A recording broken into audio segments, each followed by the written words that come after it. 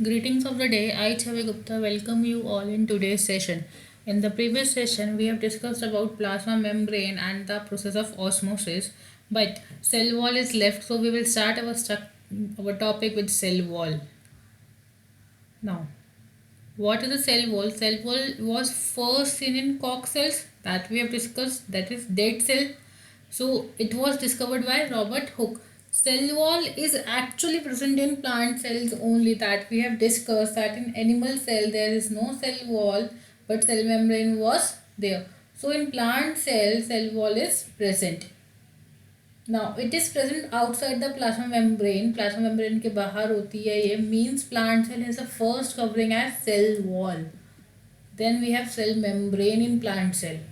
Now cell wall is a thick, non-living, rigid and permeable covering made up of cellulose. So cellulose cell wall किससे बना हुआ है आपका? Cellulose से बना हुआ है. थिक है, मोटी है, नॉन लिविंग है, मीन्स लिविंग नहीं है, डेड इन नेचर है. That's what is called the first cell discovered by the Robert Hooke. Okay, because उसने कॉक में डिस्कवर किया था. एंड कॉक is a dead cell. Rigid है, फ्लेक्सिबल नहीं है, मीन्स मुड़ नहीं सकती, एंड परमिएबल है. परमिएबल मीन्स ये एंट्री एंड एग्जिट अलाउ करती है. Covering made up of cellulose. What is a cellulose? Cellulose is a kind of carbohydrate. आपने सबने स्टार्च पढ़ा है, ग्लूकोज पढ़ा है. So it is a kind of carbohydrate. तो cellulose is also a kind of carbohydrate जो कि polysaccharide के नाम से जाना जाता है. Saccharide is a form of sugar जहाँ पे मल्टीपल यूनिट्स आपस में कंबाइन करते हैं. That's why it is known as polysaccharide. Cellulose provide structural strength to the plant. Structural क्यों? स्ट्रेंथ क्यों प्रोवाइड करेगा? जब कोई चीज़ रिजिड होगी, हार्ड होगी, मुड़ेगी नहीं, बेंड नहीं होगी, तो that only it will provide rigidity and strength to the plant. Now what are the functions of cell wall? The first function is it protects the cell membrane and the internal structures of the cell. Cell membrane को protect करेगा because cell wall first covering है, then cell membrane आती है plant के अंदर. तो that's why it protects the cell membrane और अंदर के स्ट्रक्चर्स को प्रोटेक्ट करेगा. Second, it provides rigidity and determines the shape of the plant cell. जिस शेप में सेल वॉल अलाइन हो गया, हार्ड हो गया, उसी शेप में प्लांट की शेप आ जाएगी. So it provides rigidity and determines the shape of the cell. Next, it prevents drying of the cell and helps it to bear unfavourable conditions. Like आपने देखा होगा कि विंटर्स हो, समर्स हो, बट बाहर जो प्लांट की बाक होती है उसको कभी कोई नुकसान नहीं होता, कभी कोई हार्म नहीं होता. That means it is hard, it is a cell wall. So it prevents drying of the cell and helps it to bear unfavorable conditions. Next, it prevents the entry of too much water inside the cell. ज़्यादा water की entry और ज़्यादा water का loss दोनों ही prevent करता है. It does not allow cytoplasm to become diluted. Diluted means कि उसमें वाटर कंटेंट की कंसंट्रेशन ज़्यादा नहीं होने देता. It provides mechanical strength to the plant cell. बता दिया मैंने आपको. It protect cells against pathogen.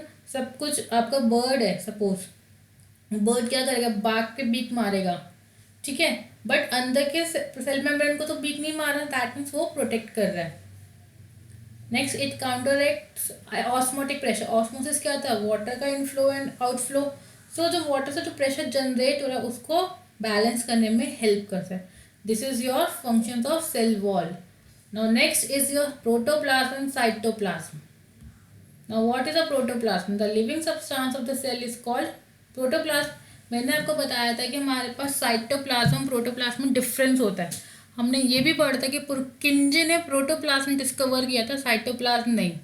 तो साइटोप्लाज्म में क्या था? वो स्पेस जो सेल मेम्ब्रेन और न्यूक्लियर मेम्ब्रेन के बीच का है. तो उसमें जो लिविंग फ्लूइड्स है, जो सेल्स प्रेजेंट है, जो सब्सटेंस वहाँ पे लिविंग है, जो सर्वाइव कर रहे हैं, उसे हम क्या बोलेंगे? Protoplasm. It is a colloidal colourless jelly like viscous substance in which various cell organelles are held together. हमने पढ़ा कि वो ग्रीन कलर का सॉल्यूशन जो होता है आपका एक्चुअल में प्रोटोप्लाज्म होता है, जिसके अंदर बहुत सारी सेल ऑर्गेनेल्स होती हैं. सेल ऑर्गेनेल्स क्या होती है? आपके mitochondria, endoplasmic reticulum, Golgi, apparatus, ribosomes. तो ये सारे कहाँ फ्लोट करते हैं? प्रोटोप्लाज्म में. Protoplasm includes all components of the cell including cell membrane. सेल मेम्ब्रेन भी होता है उसमें. However, protoplasm does not include cell wall and the content of the vacuole. Vacuole आपका एक तरह की सेल ऑर्गेनेल है, इसके अंदर जो भी कंटेंट होंगे वो प्रोटोप्लाज्म इंक्लूड नहीं करेगा। ना ही सेल वॉल का कंटेंट इंक्लूड करेगा, ना ही वैक्यूल का। मीन्स सेल मेम्ब्रेन और न्यूक्लियर मेम्ब्रेन के बीच में जो भी कंटेंट अवेलेबल है वो सारा इसके पास आएगा। बट वहीं पे आपका वैक्यूल होता है तो वैक्यूल के अंदर का कंटेंट प्रोटोप्लाज्म इंक्लूड नहीं करता। Protoplasm can be distinguish into two forms. Protoplasm को हम दो फॉर्म्स में डिस्टिंग्विश करते हैं, that is cytoplasm and nucleoplasm. Okay, now what is a cytoplasm? Cytoplasm is that part of the protoplasm which surrounds the nucleus. जो nucleus को surround कर रहा है, it occupies the space between the plasma membrane and the nuclear membrane. Chemically जो हम देखें chemical composition cytoplasm का है, उसमें 90% वाटर है, 7% प्रोटीन्स है, 2% कार्बोहाइड्रेट्स एंड लिपिड्स है and 1% inorganic material, minerals and vitamin है। साइटोप्लाज्म में बहुत सारे सेल ऑर्गेनेलिज होते हैं like endoplasmic reticulum, Golgi apparatus, ribosomes, mitochondria, lysosomes, plastid, centrosome, vacuoles. इन सब के बारे में बाद में डिस्कस करेंगे। हमारे पास अब दो तरह की सेल ऑर्गेनेलिज होती हैं, one is membrane bound and second is non membrane bound. What do mean by membrane bound and what is non membrane bound? कि कोई भी सेल ऑर्गेनेलिज जिसके पास एक आउटर कवरिंग प्रेजेंट है, that is membrane bound. But कोई भी ऐसे cell organelles जिसके पास मेम्ब्रेन अवेलेबल नहीं है, that is your non membrane bound. Now cell organelles में हमने मेम्ब्रेन और नॉन मेम्ब्रेन बाउंड पढ़ा। So what are membrane bound? That is endoplasmic reticulum, Golgi complex, lysosomes, mitochondria, plastids and vacuoles. Non membrane bound ribosomes and centrosome है। इन सब के बारे में हम पढ़ेंगे धीरे धीरे करके। Now first we will discuss about nucleus. Nucleus क्या है? The nucleus is the control centre of the cell. Control centre है सेल का। क्यों कहते हैं? बिकॉज इसमें सारी इंफॉर्मेशन स्टोर है। अगर ये नहीं होगा सेल के पास तो आपका सेल फंक्शन नहीं करेगा, कोई भी फंक्शन नहीं करेगा आपका सेल, वो सेल डेड हो जाएगा। Okay, so it's nuclear membrane enclose. Now this is your nuclear membrane, this one, ये ऑरेंज कलर का जो स्ट्रक्चर आपको दिख रहा है, this is your nuclear membrane. And nuclear membrane enclose nucleoplasm. जो पर्पल कलर का फ्लूइड दिख रहा है आपको, that is a nucleoplasm and chromatin material. This जो आपको एक न्यूक्लियोलस के अंदर दिख रहा है, that is a chromatin material. Even this is your chromatin material जो फ्लोट कर रहा है यहाँ पे। Now moreover it is the carrier of hereditary material in the cell. Hereditary का मतलब क्या होता है? कि आप अपने पेरेंट्स की तरह दिख रहे हैं, that is a hereditary. Like हम कहते हैं कि हमारी आईज अपनी हमारी मम्मा की तरह दिख रही हैं या फादर की तरह दिख रही हैं, दैट इज अ हेरिडिटरी। कि हमें अपने पेरेंट्स से जो भी कुछ मिला है वो हम अपने पास रख लें। लाइक हम पॉलिटिक्स में पढ़ते हैं या हिस्ट्री में पढ़ते हैं कि राजा का बेटा राजा बनता है, this is your hereditary. Okay, so ऐसे ही सेम वे में ये हेरिडिटरी कैरियर कहलाया जाता है कि वो हमारी इंफॉर्मेशन एक जनरेशन से सेकंड जनरेशन में पास ऑन करेगा। It is densely coloured part of the protoplasm which remains embedded in the cytoplasm. बहुत कलर्ड पार्ट है प्रोटोप्लाज्म का और वो हमेशा साइटोप्लाज्म के अंदर रहता है। Generally the number of the nucleus in a cell is 1। Generally nucleus का नंबर 1 होता है, बट बाई न्यूक्लिएट भी होता है, मल्टी न्यूक्लिएट सेल्स भी फॉर्म होते हैं, पढ़ेंगे इसके बारे में। नाउ न्यूक्लियस में very in shape in different organism but mostly it is spherical. Shapes very कर जाती है, जनरली वो स्फेरिकल शेप का ही होता है। ना न्यूक्लियस का स्ट्रक्चर भी पढ़ते हैं अभी। Nucleus is absent in prokaryotic cell. Class मैंने आपको प्रोकैरियोटिक और यूकैरियोटिक सेल्स नहीं बताए हैं, पहले आप न्यूक्लियस स्टडी कीजिए, देन मैं आपको प्रोकैरियोटिक और यूकैरियोटिक सेल्स बताऊंगी। नाउ न्यूक्लियस की स्टडी को हम कैरियोलॉजी बोलते हैं because the word karyon means nucleus. Okay, और न्यूक्लियस सबसे पहले किसने डिस्कवर किया था? रॉबर्ट ब्राउन ने। नाउ अब न्यूक्लियस के स्ट्रक्चर के बारे में पढ़ते हैं। न्यूक्लियस के पास 5 पार्ट्स होते हैं, 5 पार्ट्स होते हैं, that is first nuclear membrane. You can see this nuclear membrane, that is purple, आपके पास पर्पल कलर में लिखा हुआ है inner membrane and outer membrane. Okay, ये जो ऑरेंज कलर का स्ट्रक्चर है आपका वो इनर मेम्ब्रेन आउटर मेम्ब्रेन दिखा रहा है। The nucleus is surrounded on all sides by a double membrane of a lipoprotein. What do you mean by lipoprotein? Lipoprotein means lipid and proteins. Lipid is your fat and proteins are you know. Okay so जो nucleus की membrane है वो double membrane दो ले रहे हैं means inner membrane and outer membrane. वो lipoprotein की बनी हुई मीन्स लिपिड एंड प्रोटीन दोनों की बनी हुई है. Outer membrane of nucleus is continuous with endoplasmic reticulum. Outer membrane is continuous with endoplasmic reticulum means कि आउटर मेम्ब्रेन के बाहर आपका ईयर प्रेजेंट होगा जिसके पास राइबोसोम्स होंगे सरफेस पे. सब डिस्कस करेंगे, सिर्फ आपको एक ओवरव्यू दिया जा रहा है कि न्यूक्लियस होता क्या है. जो टर्म्स नहीं है जैसे एंडोप्लाज्मिक रेटिकुलम है, राइबोसोम्स हैं, जब आप सेल ऑर्गेनालिस पढ़ेंगे तब आपको सारी टर्म्स क्लियर हो जाएंगी. while the inner membrane is smooth. The nuclear membrane contains a number of pores. See, these are the number of pores. यहाँ पे आपको गैप दिख रहा है.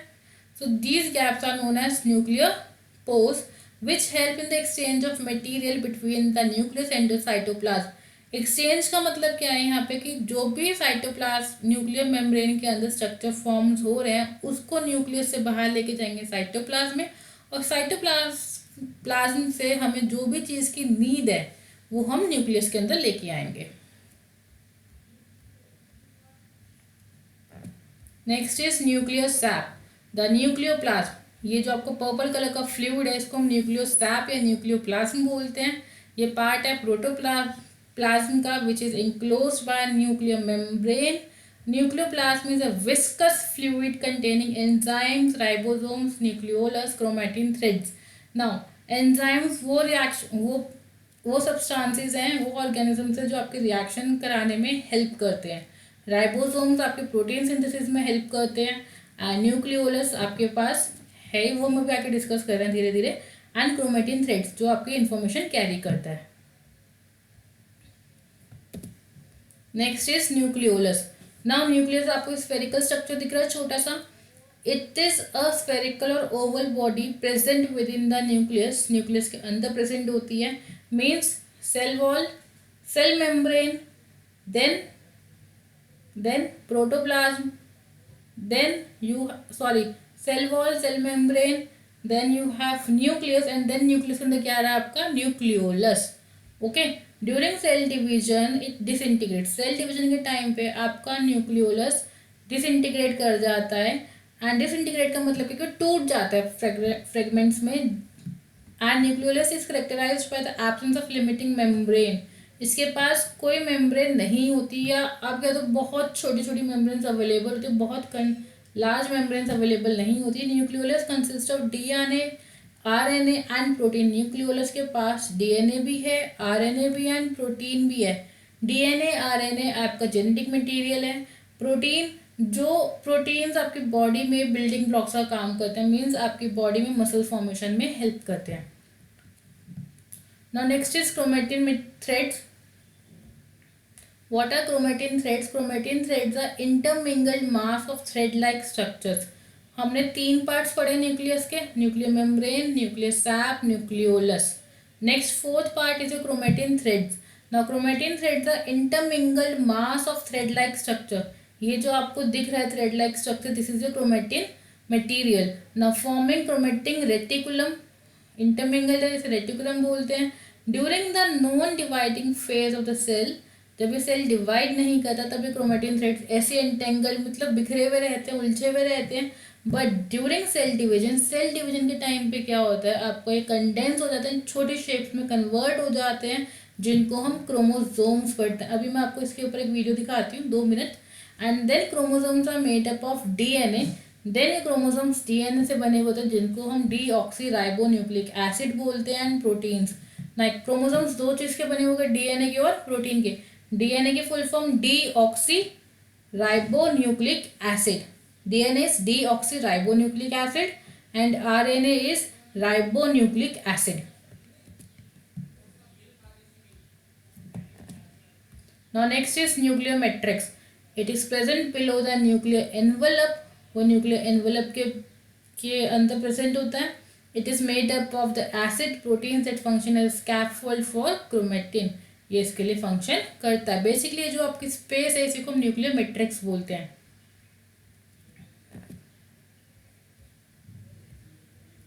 Now functional segments of DNA are called genes. Now chromatin था, chromosomes बना, यानी chromosome से आपका डीएनए बना, डीएनए के ऊपर आपका क्या है, जीन्स. जो फंक्शनल सेगमेंट्स हैं आपके वो जीन्स होते हैं. दैट मीन्स पहले chromatin, then chromosome, then genes, and then genes के बाद आपके डीएनए आते हैं. Genes carry information for protein synthesis. आपका जीन्स क्या कैरी करते हैं, प्रोटीन इन्फॉर्मेशन कैरी करते हैं, जो एक्चुअली में आपके डेवलपमेंट करेक्टर्स कैसे होंगे उसके बारे में बताते हैं हमें. Now since genes are present on chromosomes, आपके जीन्स क्रोमोसोम पे प्रेजेंट होते हैं. Chromosomes pass from one generation to the next. यही क्रोमोसोम्स एक जनरेशन से दूसरी जनरेशन पे पास ऑन होते हैं, इसलिए इसको हेरिडिटरी यूनिट्स बोलते हैं. Okay. Now chromosomes are the hereditary units. Now DNA as a hereditary material and chromosomes as a vehicle of hereditary material. DNA आपका हेरिडिटरी मटेरियल है और क्रोमोसोम वो वहीकल है जिस पे चढ़ के ये पास ऑन हो रहे हैं. Now what are the functions of nucleus. Nucleus is the control centre of all the activities of the cell. क्योंकि इसके पास डीएनए है तो सारा सेंटर इसी के पास है. It is a store house of genes which are concerned with the development and manifestation of all the body characters. अभी हमने पढ़ा कि कैरेक्टर्स कौन कैरी करता है, आपके डीएनए. तो डीएनए किसके पास है, न्यूक्लियस के पास है. तो सारे कैरेक्टर्स कौन देख रहा है, हमारे न्यूक्लियस देख रहा है. Nucleus control cell division. Cell division के टाइम पे न्यूक्लियस सेल डिवीजन कौन कंट्रोल करता है, न्यूक्लियस कंट्रोल करता है. Now nucleus helps in the formation of ribosomes and RNA. ये हम आगे डिस्कस करेंगे, बट आप ये रीड कर लीजिए कि न्यूक्लियस आपका राइबोसोम्स और आरएनए फॉर्मेशन में हेल्प करता है. Nucleus helps in transmission of characters from one generation to another. ये मैंने आपको बता दिया. I hope this is clear to you. No now see a video. Now humans have 23 pairs of chromosome.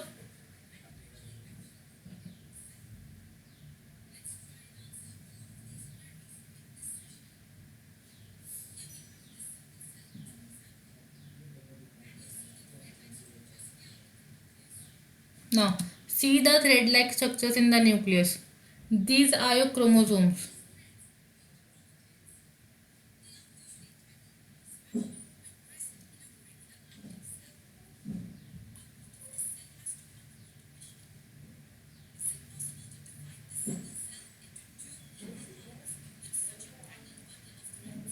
Now what it is saying कि जब ये cell divide होगा तब क्या होगा, आपको वो दिखाते हैं.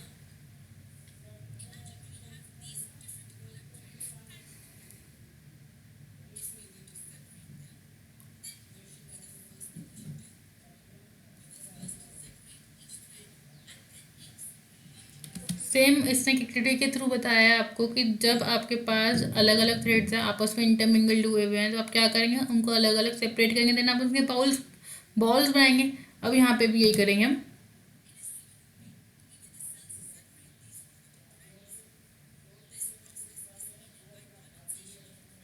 Now when the chromatids threads are condense तो वो अपनी शेप चेंज करते हैं.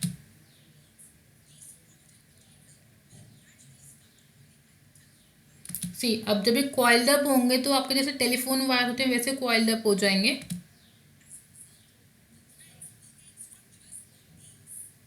Okay.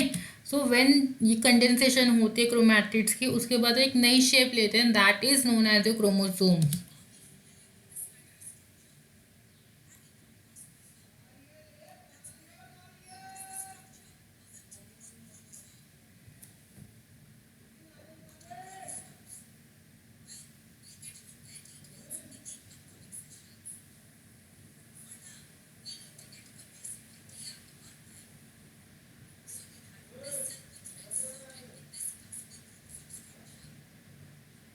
Now what it is saying कि आपके पास क्रोमैटिड्स थे, क्रोमैटिन मटेरियल था, वो कंडेंस्ड हो गया. कंडेंस हुआ कौन सी शेप में गया, क्रोमोसोम में आ गया.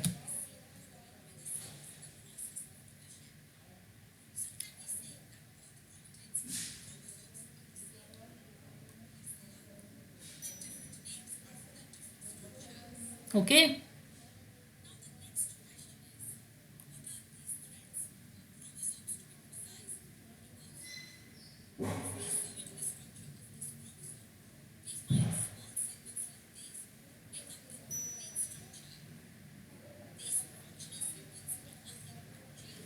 Now you can see chromatin condensed हुआ तो क्रोमोसोम हुआ। क्रोमोसोम का हमने एक सेगमेंट उठाया, देन हमें देखा कि यहाँ पे आपको ये जो छोटे छोटे स्ट्रक्चर्स दिख रहे हैं, these are your genes, these are your jeans.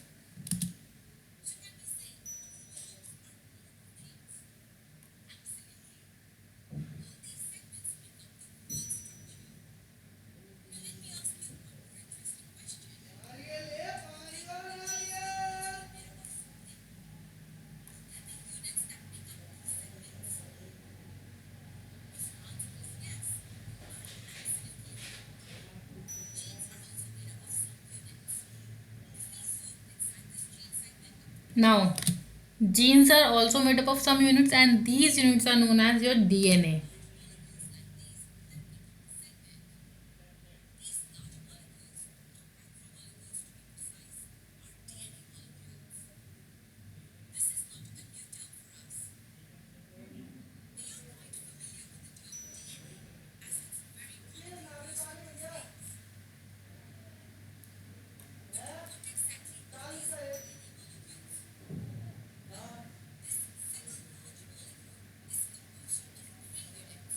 DNA is composed of DNA is composed of three units. That is, we will discuss later on. But remember that DNA is composed of three units.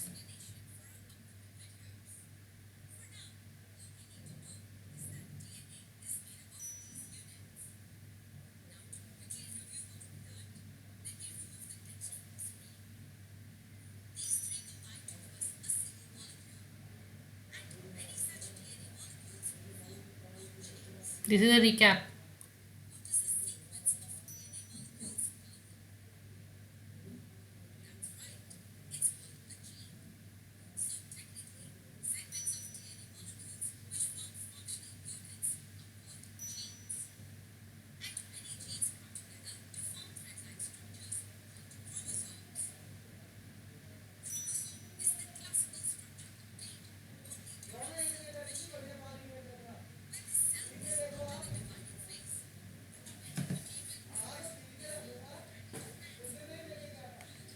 That's all for today. Thank you. I hope कि आपको gene, nucleus, chromatid materials, chromosome सब कुछ clear है। That's all for today. Please make sure that you copy all the notes in your video. That thank you.